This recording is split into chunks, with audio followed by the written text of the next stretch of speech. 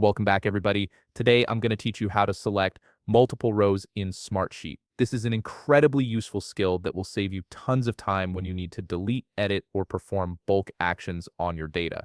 Let's jump right in and get this done. First, open your browser and head over to smartsheet.com. Once you're there, go ahead and log into your account using your credentials. This will take you to your Smartsheet homepage where all your files and sheets are organized. Now that you're on your homepage, take a moment to browse through your existing files or sheets. Locate the specific sheet where you want to select multiple rows and click on it to open it. This could be any project tracker, task list, or data sheet you're currently working with.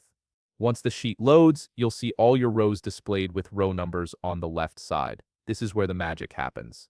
There are actually two different methods you can use to select multiple rows, and both are incredibly handy depending on what you need. The first method is perfect when you want to select a continuous range of rows. Simply click on any row number to select it.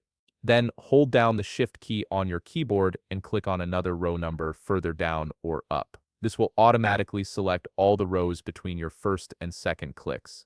It's a quick way to grab a large block of data without clicking each row individually. The second method is ideal when you need to select specific rows that aren't next to each other. Click on any row number to select it first. Then hold down the Control key on your keyboard or Command key if you're on a Mac and click on additional row numbers one by one.